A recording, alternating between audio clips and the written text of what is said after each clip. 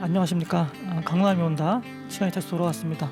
이번에는 저희가 그 부동산 불로소득이 소득 불평등의 가장 큰 원흉이다라고 하는 주제로 방송을 하려고 합니다. 지난번 시간에는 부동산 소유가 얼마나 편중되어 있는지 그 불평등에 대해서 저희가 한번 따져봤죠. 그래서 농지개혁 그 1949년부터 50년에 걸쳐서 단행됐던 농지개혁 당시 농지개혁을 그 단행하고 나서 진위계수가 이제 0.3 그렇죠. 그러니까 그 0에서 1로 놓고 0이면 이제 완전 평등, 1이면 완전 불평등. 근데 0하고 1인 사회는 없죠. 어느 사회나 존재하기 어려운 사회인데, 근데 이제 그 당시 0.3이니까 굉장히 이제 평등하고 네. 아주 플랫한 상태에서 대한민국이 출발했다라고 하는 거고요. 결국에는 이제 그게 우리가 흔히 말하는 이제 대한민국 적화도 막았고, 네. 그리고 그렇죠. 어떤 산업화에 초석이 됐다라는 겁니다. 그런데 이게 이제 지금은 완전히 이제 지주들의 나라로 돌아갔습니다. 그래서 이제 진위계수가 0.800. 네. 예, 굉장히 이제 불평등도가 심해졌어요. 대한민국 자영농의 나라로 출발했는데 이제는 완전히 지주들의 나라로 돌아갔다. 요즘 말로 하면 건물주의 나라다. 네, 건물주의 나라로 네. 돌아갔습니다.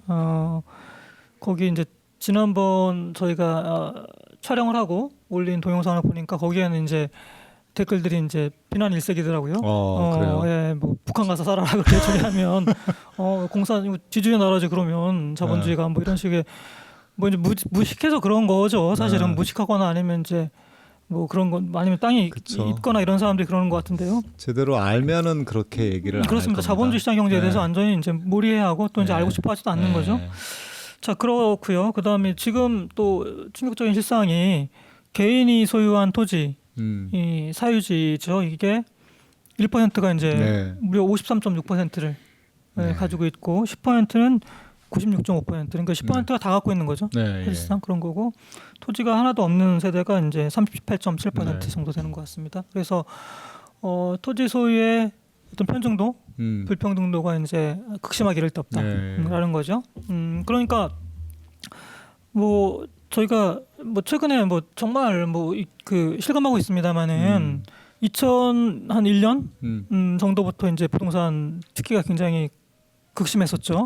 그랬죠. 그러니까 대체로 이제 한 5차 건국 이래 한 5번 정도 큰 이제 부동산 그 파동, 투기, 대세 상승 우리가 흔히 말하는 이게 왔었다고 하는데 우리는 지금 2번을 경험한 셈이죠. 사실은 성인이 되고 나서. 그러니까 그 국민의 정부 말부터 참여정부를 거치는 동안에 한 번 있었던 거고요. 그 다음에 이제 우리가 문재인 정부, 그러니까 박근혜 정부 중반부터 문재인 정부 현재까지도 그렇죠. 그 대세 상승의 파도를 온몸으로 맞았습니다. 경험을 했고 이러면서 이게 이제 얼마나 많은 사람들 병들게 하고 뭐 그냥 부동산 투기해서 돈 벌려고 사람들이 이제 혈안이 됐지 않습니까? 이제 이런 형국이고요. 그래서 우리가 이게 부동산이라고 하는 게 얼마나 사람들의 정신을 병들게 하고 건강한 자본주의 시장 형성을 저해하는지는 실제로 이제 속속들이 경험하고 있는 것 같아요. 그렇죠.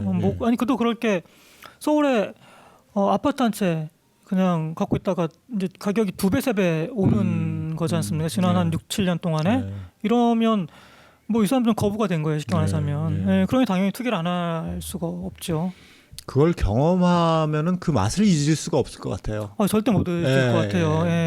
아주 소수의 예외적인 사람만을 제외하고는 이게 돈이 되는구나. 내가 아무리 5천만 원, 6천만 원 1년에 벌어도 그거하고 비교가 안 되는구나. 그거 경험한 사람이 또 하려고 그러지 않을까요? 그거는 그 사람을 비난할 일은 아닙니다. 맞습니다. 인지상정이에요. 제도의 문제라고 보고요. 그래서 이거를 우리가 대한민국의 어떤 정말 뭐 미래 지속 가능을 위해서는 반드시 이제 해결해야 될 문제라는 생각이 들고요. 그래서 오늘은 이제 일종의 후편격입니다. 그래서 지난번에는 소유가 얼마나 부동산 소유가 불평등하고 편중되어 있는지, 얼마나 소수의 사람들이 거의 모든 부동산을 갖고 있는지를 다뤘다고 한다면요. 오늘은 거기서 이제 한 발 더 나가서 이게 그러면 이렇게 그 극심한 그 부동산 소유 편중 이게 소득에 소득 불평등이 얼마나 큰 영향을 미치는지 지금 연구 결과 소장님이 내놓으신 연구 결과를 보면 부동산 소유 불평등 그러니까 결국엔 부동산이라고 하는 것이죠. 부동산 불로소득이 소유 불평등의 가장 큰 원흉이다. 라고 하는 결론 주범이다라는 결론입니다. 그냥 우리가 평상시에 느끼고 있는 바가 데이터로 그냥 나타난 거예요. 그런 결론이고요. 근데 사실 이게 학계 기존에 이제 학계의 어떤 통설이라고 할까요? 아니면 기존의 연구 결과랑은 사뭇 다르거든요. 그러다 보니까 그 지금 문재인 정부가 소득주도 성장을 표방하면서 처음에 보면 최저임금을 굉장히 급하게 끌어올리는데 좀 주력을 했지 않습니까? 그렇죠. 그게 이제 뭐 후폭풍도 있었고 지금은 궤도가 많이 수정됐죠. 그런 상태인데 근데 이제 그럼 도대체 왜 그렇게 그 임금이라고 하는 것에 좀 집중을 했을까라고 하는 것과 이게 그 일맥상통하는 것 같아요. 그렇죠. 그러니까 부동산은 상대적으로 좀 이제 가볍게 그냥 관리하려고 했고 결국엔 이제 그게 실패했습니다만은 근데 임금은 굉장히 끌어올리려고 애를 썼거든요. 그렇죠. 근데 그건 결국에는 뭐 그런 생각이 있었을 것 같아요. 뭐 장하성 실장 같은 사람이 대표적이었겠지만 뭐 부동산이라고 하는 게 자산 불평등도가 되게 심하다는 건 알겠는데 그게 소득 불평등에 미치는 영향은 굉장히 상대적으로 작다. 임금이 가장 압도적으로 크다. 그러니까 부동산은 좀 약간 한 수 적어놓고 임금을 급하게 끌어올려서 소득 불평등도를 완화시키겠다라는 생각이 강하지 않았나 싶어요. 그렇죠. 그래서 기존에 그러면 그 학자들의 연구는 왜 도대체 이렇게 부동산에 대해서 부동산이라고 하는 게 뭐 소유가 불평등하다는 건 알겠죠, 당연히 이 사람들도. 근데 왜 그게 소득 우리 흔히 말하는 소득 불평등에 미치는 효과라고 할까요? 영향은 왜 그렇게 과소해서 평가를 했는지 뭐 그 까닭이 무엇일까요? 먼저 그 말을 하기 전에 참 결국에는 그 이론 그 사람이 가지고 있는 생각이 정책에 반영될 수밖에 없다는 걸 보여줘요.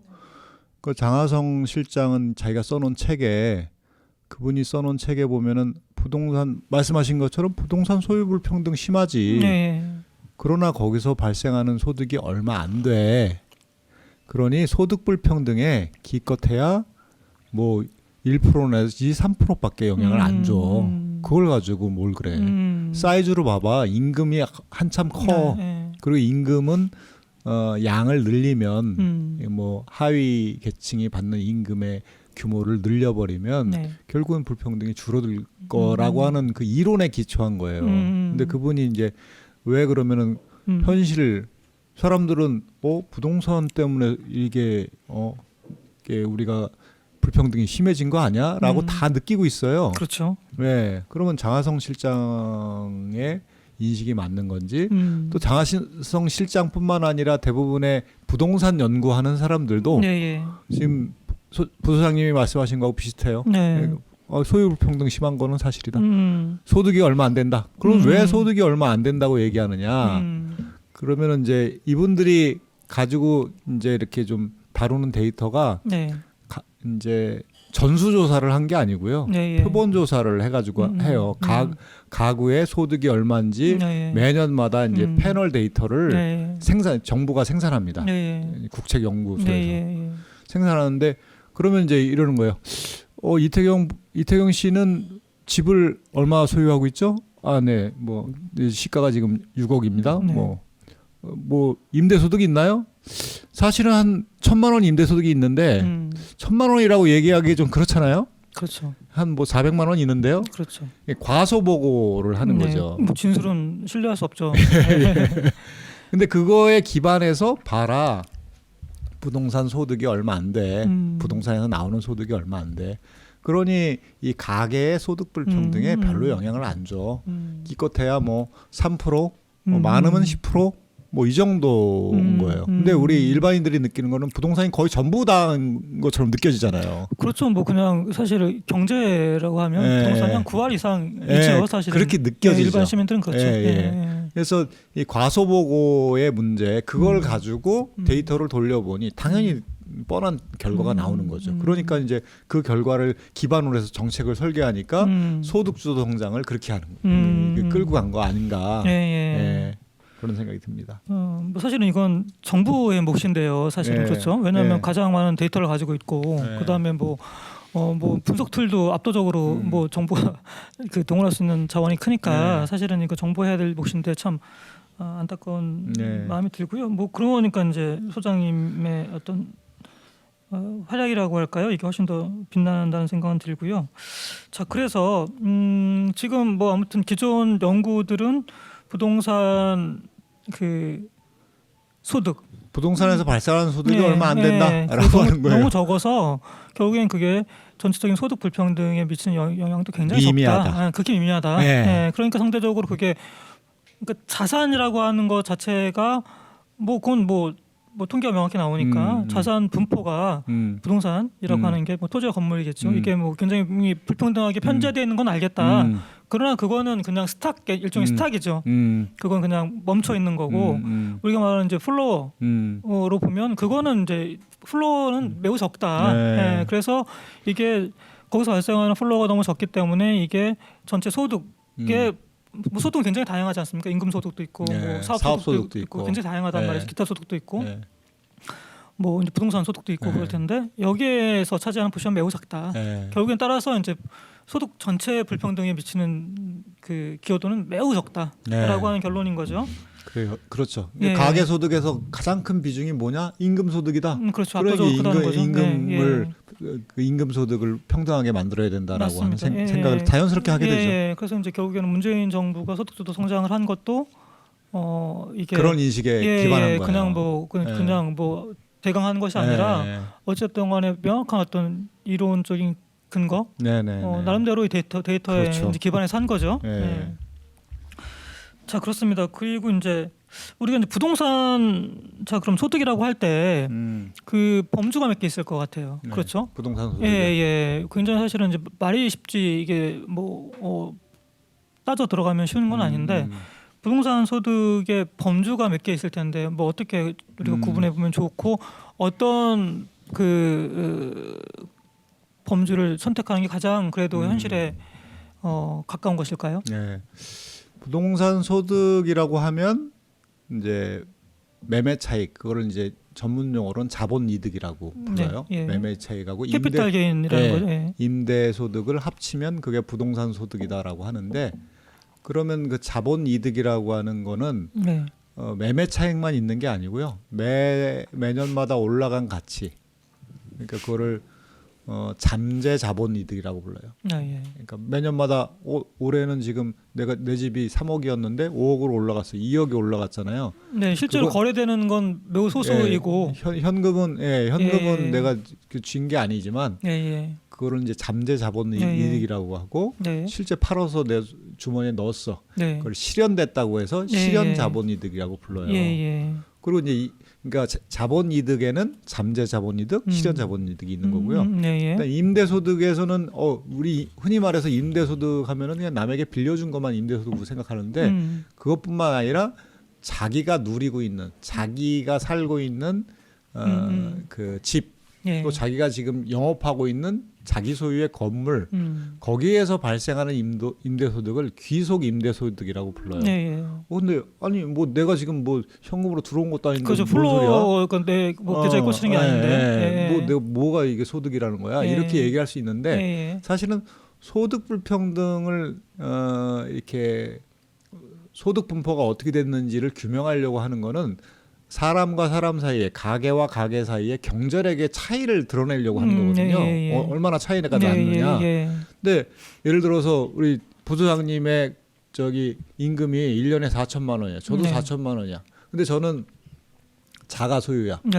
여기 매월 꼬박 100만 원씩 임대료를 내고 세입자예요. 뭐 전세라고 해도 사실상 그건 뭐 그 금리 따져보면 제가 월세를 내는 셈이나 다름이 없죠. 뭐 100만 원짜리 월세 살고 있고 똑같은 집에 사는데 나는 자가고 우리 부소장님은 100만 원 내고 있어요. 그러면은 임금 소득이 똑같으니 우리 이태경과 남기업은 뭐 경제력이 똑같다 이렇게 얘기하면 안 되잖아요. 안 되죠. 그거는 뭐 기본적으로 가점 소득이 완전히 달라지죠. 예, 그렇잖아요. 그러니까 그걸 드러낼 수 있는 방법은 뭐겠느냐.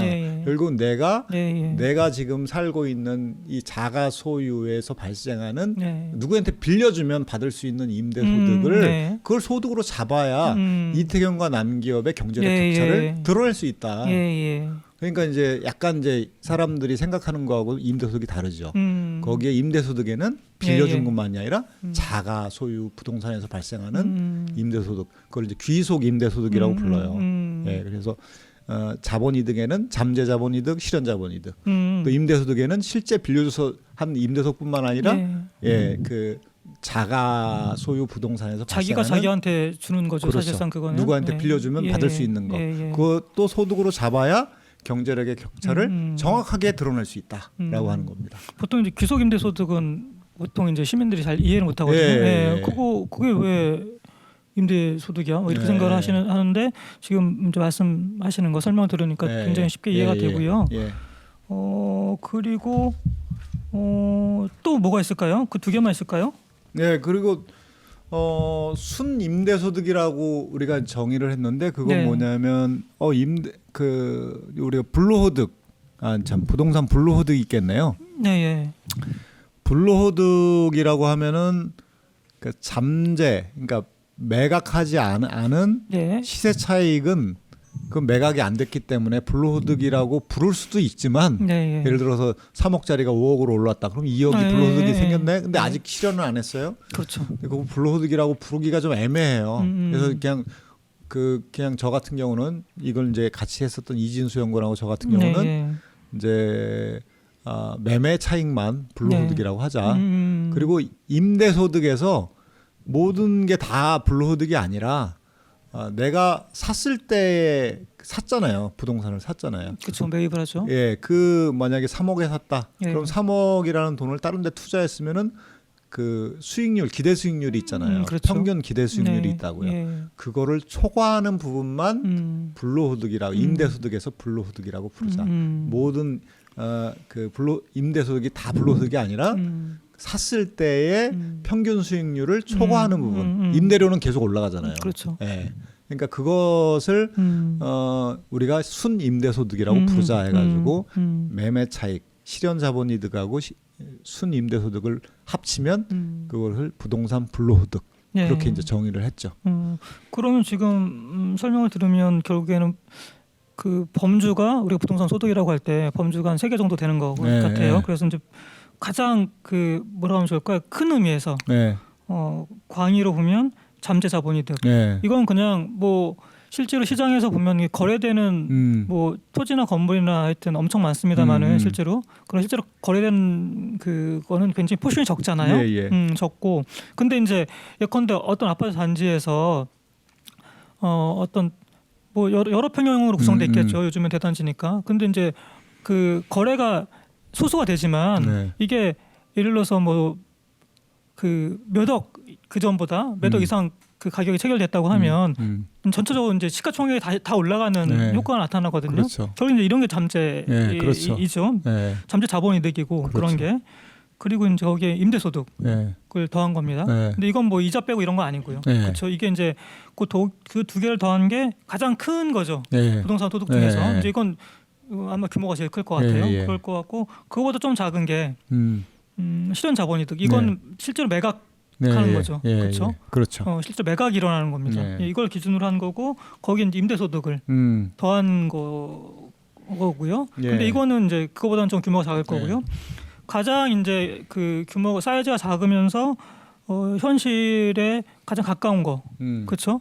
가장 이제 엄격하게 부동산 불로소득을 평가한 게 이제 우리가 흔히 말하는 부동산 불로소득이라는 거고, 이거는 실현된 자본이득. 그러니까 매각을 한 거죠. 매입하고 매각한 실제 차익과 그 다음에 이제 임대소득 중에서도 이제 아주 보수적으로 잡은 거, 그렇죠? 순임대소득 이걸 합친 겁니다. 매입했을 때 이자를 빼준 거. 그거를 한 게 이제 부동산 불로소득. 이게 이제 가장 보수적으로 엄격하게 잡은 거죠. 근데 이거는 계산은 어떤 식으로 하신 거예요? 잠재 자본이득하고 임대소득은요. 잠재 자본이득은 한국은행이 친절하게 생산해서 보여줘요. 아, 예. 예, 그래서 예. 토지에서 발생한 토지 가격이 얼마나 올랐는지 그건 뭐 그 나오니까 매년 토지 가격을 평가하니까 그다음에 건설 이 건물 부분도 일종의 또 가격이 올라갈 수가 있거든요. 그것까지 다 한국은행이 조사해가지고 계산해서 보여주더라고요.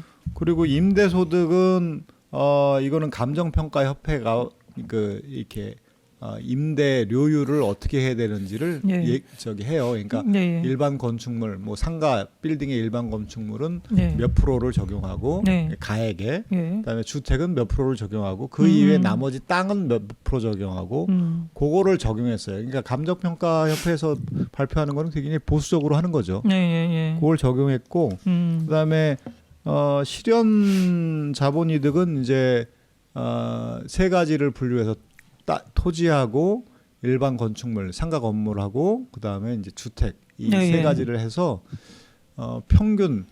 평균적으로 얼마나 보유하고 있는지, 주택은 평균적으로 얼마나 보유하고 있는지, 또 일반 건물은 얼마나 보유하고 있는지, 땅은 얼마나 보유하고 있는지 평균 보유 기간을 구해서 추정을 했죠. 추산을 한 겁니다. 예를 들어 주택만 보면 주택은 한 8년 정도 보유하는 거로 나오더라고요. 통상. 그러니까 2010년에 사면 2018년에 팔고 딴 데로 이사 간다는 거죠. 근데 그게 그걸 취득세로 다 계산을 해봤는데 일반 제가 이제 부동산 그 실제 거래하는 사람들에게 물어봤죠. 보통 사람들이 집을 얼마만큼 그 평균 얼마만큼 보유합니까? 했더니 한 8년에서 10년 아닐까? 그런 느낌인데 뭐 이런 게 그러니까 대충 맞아요. 그러니까 올해 팔았다. 예를 들어서 자 2020년에 팔았다라고 하면 그건 2012년에 매입했다고 가정하는 거죠. 그래가지고 이제 시세 차익이 얼마나 나는지를 평균적으로 한 건데 이거는 추산할 수밖에 없어요. 왜냐하면은 우리 이제 국가의 그 국세청 자료에는 매입 가격이 얼마인지 매각 가격이 얼마인지 다 나오잖아요. 그러니까 매매 차익을 다 구할 수 있어요.